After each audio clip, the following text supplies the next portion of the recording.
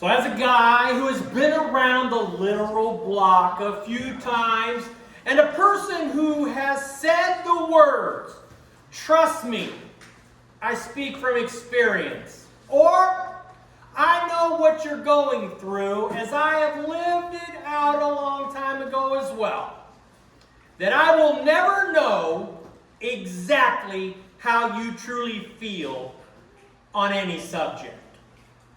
As Bob Dylan said, so let me stop right there and explain. Bob Dylan, you see, he was a singer and songwriter of the late 60s and 70s that sung songs about how he saw the climate or culture of his time. In songs such as "The Times, They Are A-Changin'." No adult knows every answer to every question you may have.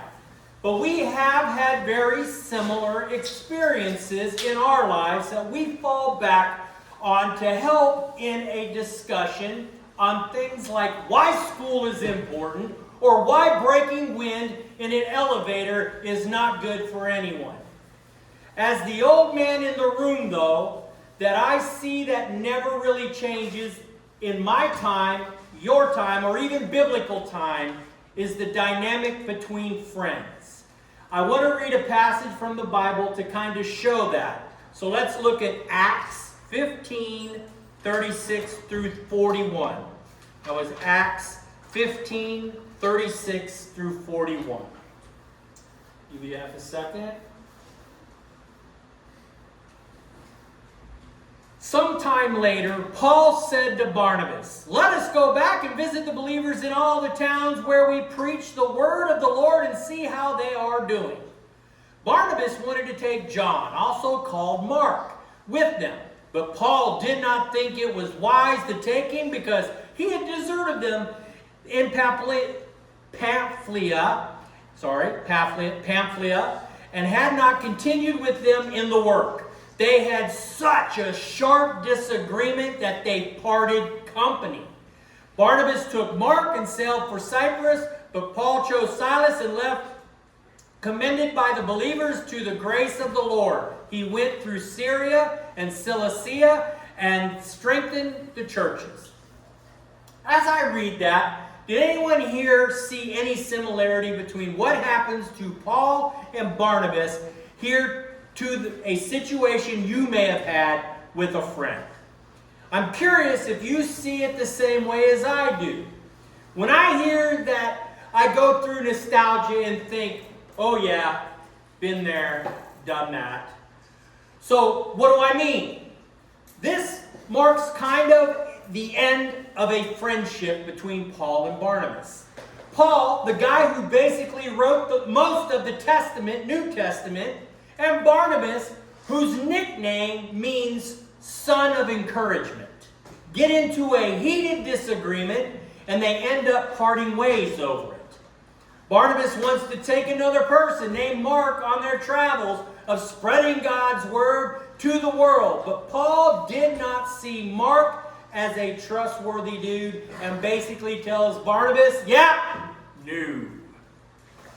Now, I'm going to go on a limb here, but I am going to say Barnabas fully trusted Mark, or Mark was a friend of his, because we hear that when Paul said no, it starts a huge disagreement.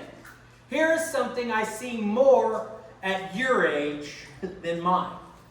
When you have a disagreement with someone, they are usually huge. Not saying I don't have huge disagreements, but I do think age has settled my reactions just a bit, or I'm a little bit slower now.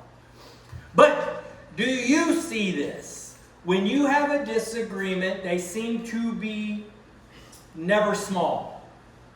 Whether it is with a parent, a teacher, a coach, a classmate, or even a bestie. When you disagree, it tends to be a big deal. Now, throw in a third party. One is liked by one side and disliked by the other, and throw the disagreement out there. The disagreement goes to a fight. And like I see with your age, a fight tends to lead to separation. We see this is what happens to Paul and Barnabas. Paul's all like, why do you want to hang out with him? All he thinks about is himself. He won't be there when you need him. He's such an op. All he is a player. And Barnabas be like, yo, Holmes, stop throwing up red flags on my peeps. All you got to do is gaslight everybody to get your way. You're just a hovercraft going around trying to get your way all the time, you control freak. Sound kind of familiar, maybe in not such lingo, but now I'm not sure that the conversation with Paul and Barnabas went exactly like that. There may have been a few more thys and thouists thrown in, but we saw in the verses before they did not see eye to eye on this. Here is the other thing that I see that happens, especially at y'all's age. Both Paul and Barnabas have someone waiting to talk to. Barnabas has Mark, the cause of the disturbance in the force, and Paul has his good buddy named Silas. We don't get clarity on this, but when I watch guys your age in the middle of disagreements, the other person becomes not just a listening post, but hopefully an advocate for your cause in the disagreement. Let me put it this way. You are talking about the other person wanting the new person to agree with your side and think that the other person is so cringe, you sound like Gollum in The Lord of the Rings. We hate still. I think that's when the similarities between Paul and Barnabas' squabble differs from what I see with the squabbles I see with guys your age. When the split happens, the things that held your bond together become a source of contradiction, almost something to use against each other. Not Paul and Barnabas. Even though the argument has them split, the objective they both have stays the same: to spread the love and word of Jesus to the world. Paul with Silas and Barnabas with John Mark. I do think there are a lot of reasons why I see these disagreements differently than you might right now. And no, my age is not the only reason. It's my wisdom. Now listen, I'm not calling you unwise. I would call it more inexperienced. A lot of things you all are going through in this friendship world is still new.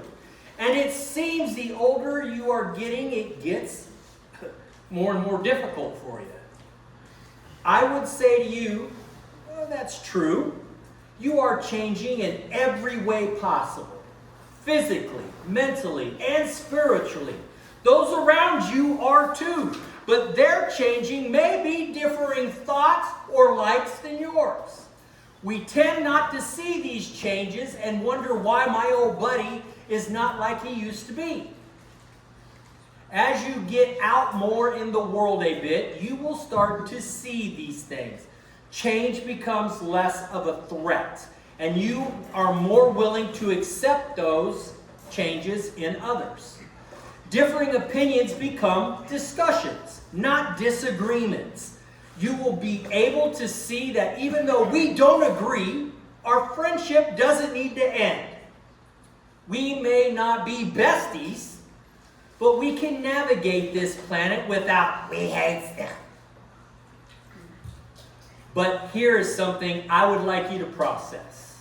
How hard would you be willing to fight for a friendship if you had a harsh disagreement with them?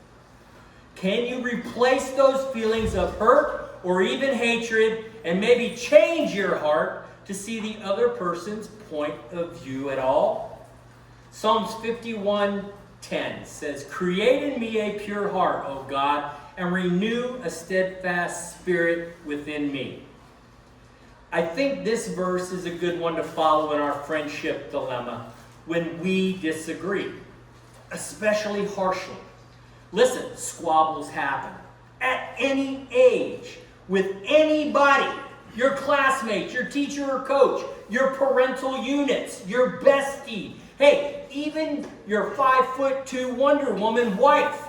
You are not going to agree on everything, but in a heated moment, if you cannot take the time to change your heart for self-righteousness and from self-righteousness and stubbornness to a heart of grace and compassion, how do you think you're going to resolve any of your differences?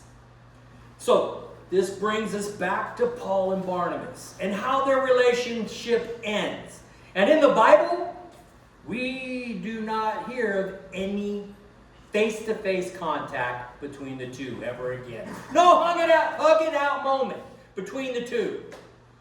But in 1 Corinthians 9:6, Paul makes a comment of his old friend. Or is it only I and Barnabas who lack the right to not work for a living? This doesn't sound like much, but this is a clear reference to a person Paul admires and a true form of reconciliation to say Paul and Barnabas will always be friends. I think Paul, in his feelings for Barnabas, can be found in Proverbs 27:17. As iron sharpens iron, so one person sharpens another. Paul admits that Barnabas made him a better person. So, I also want to read you two more verses. The first one you can find in Colossians 4:10. My fellow prisoner Aristarchus, just say it, don't hesitate, act like you said it right.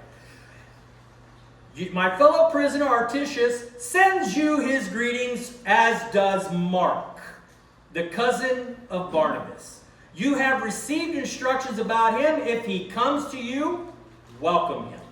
And in 2 Timothy 4:11, only Luke is with me. Get Mark and bring him with you, because he is helpful to me and my ministry. And you probably guessed it, that Mark is the same John Mark that started the whole squabble off in the first place between Paul and Barnabas. But we see here that Mark has gained Paul's trust. And Paul is willing to send Mark anywhere now. That's a change of heart and mind. That is acceptance. Now, I'm sure Paul needed convincing and Mark had to prove himself, but when we get stuck in concrete in our feelings, it becomes hard to see others worthy of being allowed back in. So why do leaders like me say things like, I was once in your shoes? Well, it's because we were. And I and you can probably imagine that we know the doubts, we understand the pains you feel. But we also know the value a friend has. The Bible doesn't say that friends are abundant and everywhere. And in your life, you have friends who come and those who have gone. And I think you understand that friends, they don't grow on trees. So why, when disagreements happen, when you feel hurt or betrayed, it seems easier to walk away than to reconcile? As I said, you may no longer want to stay besties, but how does it make anyone a rival help anyone? The older you get, your circle of friends will probably start to decrease as life happens. Jobs limit your ability to go out all the time. The wife and kids kind of expect you to hang around at home with them. And hear me, this is not a bad thing. Because the people you start meeting become those bedrock people you trust with everything. Why would you want to lose them over a disagreement? Be willing to fight for them. You may have to put away some of your pride, but fight. Agree to disagree at times, but fight. Acknowledge your faults. Tell them what hurt you. But fight.